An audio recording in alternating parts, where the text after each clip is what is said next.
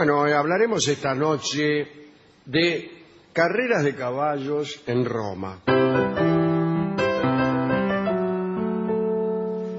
Ustedes saben que el emperador Nerón era famoso por ser cantor. Era cantor, ¿no? Pero, además del canto, tenía como principal tema de conversación las carreras de caballos que se disputaban en el circo. Durante los primeros años de gobierno, se dice que Nerón, cuando nadie lo veía, jugaba sobre la mesa con unos caballitos de marfil a los que hacía avanzar con la mano, y cuando se encontraba temporalmente en alguna casa de campo, era capaz de viajar kilómetros y kilómetros para asistir a carreras de caballos, aunque fueran de muy poca importancia, ¿no? Pero a él le gustaba presenciarlas. Además, le gustaba entregar las palmas del triunfo a los jinetes ganadores, en fin. O sea que era muy aficionado a las carreras. Incluso llegó a ejercitarse como auriga ahí en los jardines del Palatino, sin espectadores, pero él se entrenaba. Se recuerda que eran carreras de carros más que nada, ¿no? Un par de caballos tirando un carro, a veces son 2 caballos, a veces 4, bueno. Y él se entrenaba como jockey, y una vez hizo su presentación pública en la arena más grande de la ciudad, que era el Circo Máximo. El Circo Máximo era un hipódromo colosal al pie del Palatino, no existe más. Se desconoce la fecha de su inauguración, pero Julio César lo hizo reconstruir y la obra se terminó en tiempos de Augusto. Era enorme, tenía unos 550 metros de longitud. En realidad la pista tenía 550 de longitud, porque era una pista como un óvalo, pero menos todavía, era ida y vuelta, una curva muy cerrada y después volvía, ¿no? Bueno, la extensión máxima de la pista era 550 metros, así que el edificio tenía, ponele, 650 de largo por 150 de ancho. Quiere decir que era mucho más grande que el Coliseo, por ejemplo, etcétera. Bueno, las tribunas en 3 pisos que tenían, y cabían unos 200.000 espectadores. Como el Maracaná, claro, antes de que hicieran asientos tales que redujeran el espacio, ¿no? Estas tribunas estaban separadas de la arena, de la pista, verdaderamente, por una zanja que tenía como 3 metros de ancho. Me imagino que es para que la gente no se metiera adentro, o peor, para que los caballos no saltaran a la platea. Las tribunas eran en la galería inferior de piedra y arriba de madera. Y las de arriba, los pisos arriba, que eran más baratos, eran también más misios. A veces no aguantaban el peso. Imagínense una cancha de Boca con segunda y tercera bandeja de madera, medio así nomás. Y empezaban a saltar los niatos, ¡pro! Se caían cada 2 o 3 reuniones, se caían las tribunas de arriba. Bueno, hubo muchísimos derrumbes en la historia. El más terrible costó la vida de 1.112 personas, ni una más ni una menos. Nerón en determinado momento mandó a tapar la zanja y colocó en donde estaba el sajón hileras de asientos para los invitados de honor. Peligrosísimo. ¿Y porque estaban los caballos? Ahí nomás de los caballos, un carro, ponele. Se torcía, se le soltaba, que le venía encima a un invitado de honor, chao, qué honor ni honor. Lo liquidaba. Eso era muy peligroso, señor. Muy bien. Había alrededor del hipódromo unas bóvedas que alojaban pequeñas tiendas y puestos de venta. ¿Y qué vendían? No sé, pasteles. No, acá dice que andaban adivinos, mujeres frívolas, que ejecutaban danzas excitantes. Oh, qué bien. ¿Cómo me gustan las mujeres frívolas que ejecutan danzas excitantes? Yo cada vez que entro a algún bailongo pregunto, ¿a dónde están las mujeres frívolas que ejecutan danzas excitantes? Bueno, los romanos compartían con Nerón ese entusiasmo por las carreras de carros. En general, la conducción de los carros estaba a cargo de esclavos, ¿no? Pero más de uno de estos conductores de caballos trataban de obtener la libertad. Por ahí juntaban guita para comprar su libertad, lo que sea. Los mejores conductores eran venerados como astros, tal como sucedía en la Argentina en otro tiempo, ¿no? Había equipos, cada uno con su color distintivo. Estaban los rojos, los verdes, los azules y los blancos. Cada una de esas 4 comunidades tenía su propia caballeriza, sus propios aurigas, sus propios agitadores, en fin. Las agrupaciones más antiguas eran las de los blancos y rojos, pero los verdes y los azules eran los mejores. Nerón era hincha de los verdes, Calígula también. El jockey más exitoso de los verdes se llamó Eutico, y Calígula un día le regaló muchos millones de sestercios después del banquete de la victoria. La verdad es que Calígula era generoso, no como otros. Era loco y asesino, eso sí. Sí, bueno, pero era un poco eso malvado sí. el tipo. Pero cuando uno ganaba una carrera le regalaba millones de sestercios. Los caballos de Sicilia gozaban de gran predilección. Los entrenaban a partir de los 3 años y corrían su primera carrera a los 5. Ahora son distintas las cosas en los hipódromos. Se daba preferencia a los machos, me refiero a los caballos, ¿no? Sí. En los monumentos dedicados a los aurigas rara vez se menciona el nombre de una yegua, discúlpeme, señora. Bien, según una de estas historias que se cuentan, en ocasión de unos juegos patrocinados por el emperador Claudio, una auriga de los blancos había sido despedido del carro ni bien empezó la carrera, ¿no? Pero el carro sin conductor ganó la punta. Los caballos siguieron a buen paso, ganaron la línea de llegada y fueron coronados con el triunfo. No vale,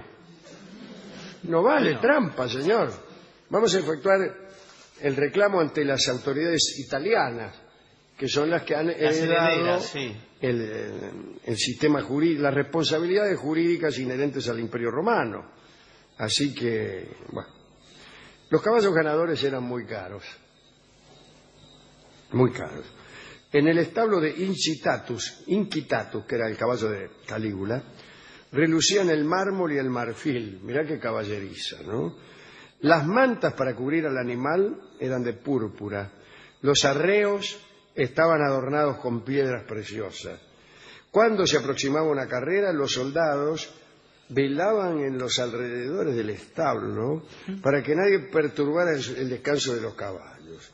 Suetonio llegó a decir que Calígula propuso nombrar cónsul a Incitatus, como todo el mundo sabe, ¿no? Cada vez que uno nombra a Calígula, todos dicen, es ese que nombró cónsul a un caballo, como si hubiera sido el único. Bien. Nerón legisló sobre los que vivían de las carreras. Jubilaba a los jinetes a los aurigas que habían superado su mejor momento para dar oportunidad a los más jóvenes. La costumbre era ir temprano al hipódromo, de madrugada. Siempre había aglomeración. Solamente los senadores y los nobles tenían entradas reservadas. Los otros, los que no eran nobles, si eran un poco ricos, se hacían acompañar por esclavos que les abrían camino a los empujones y a los puñetazos. Pues agarraba, llamaba 4 o 5 esclavos, bueno, ábranme paso, a empujones y codazos. Así entra Rolón al Colón.